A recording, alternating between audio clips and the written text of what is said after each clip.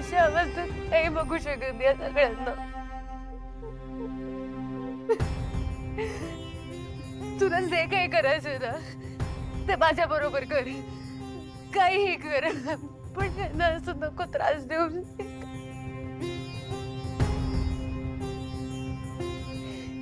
हाल केले तसे बाबांना साडी नेसली, तेजस भाऊजींच्या गळ्यात पट्टा बांधला होता, सगळ्यांना उपाशी ठेवलं.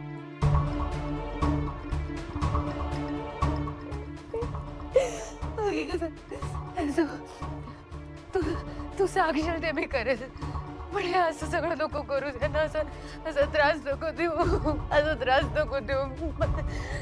खरंच माझं चुकलं. जी काही शिक्षा द्यायची ती मला दे, पण यांना सोड. पाय करतो तुझे.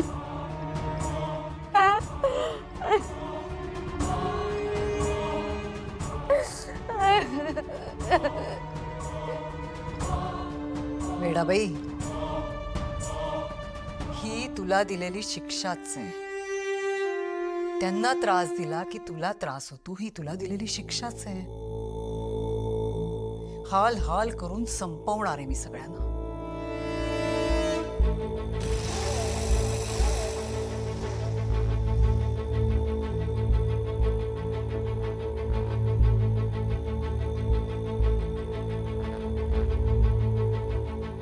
चालेल चालेल.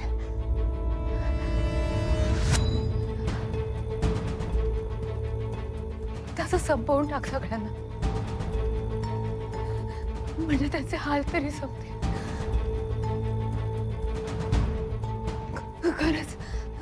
खरंच मारून टाक त्यांना. एकदाचा विषय संपवत आहे. त्यांना मुक्त कर, त्यांना मुक्त कर.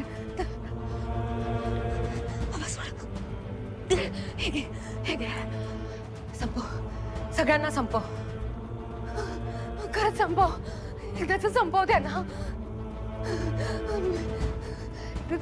ती तुम्हाला म्हणते ना, घ्या एकमेकांचा जीव घ्या, एकमेकांना मारून टाका, मुक्त व्हा या त्रासातनं.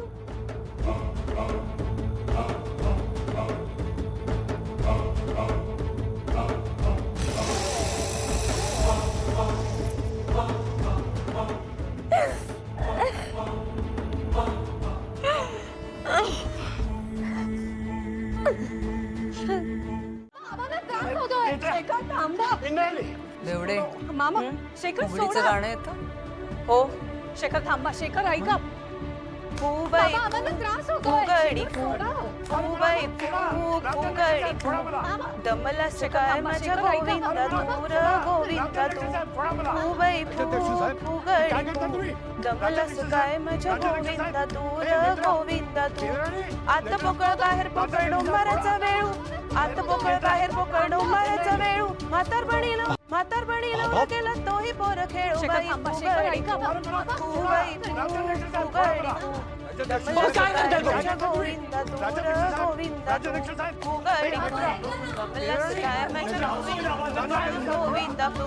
आत पोकळ बाहेर पोकळ डोंबराचा वेळू, आत पोकळ बाहेर पोकळ डोंबराचा वेळू. आत पोकळ बाहेर पोकळ फुबाई फुगडी दमला सकाळ माझ्या गोविंदा दूर गोविंदा तू. बस.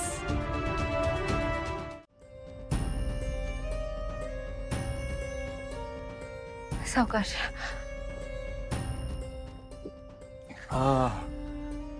वाटतं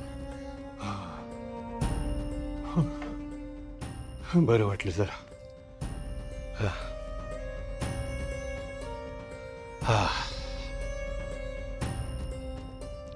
विरोचकांनी सगळ्यांना वश केलं हे इंद्राणींनी मला सांगितलं,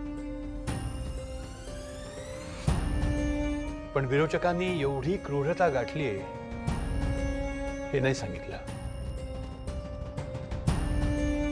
राजाध्यक्ष साहेबांना त्या अवस्थेत बघून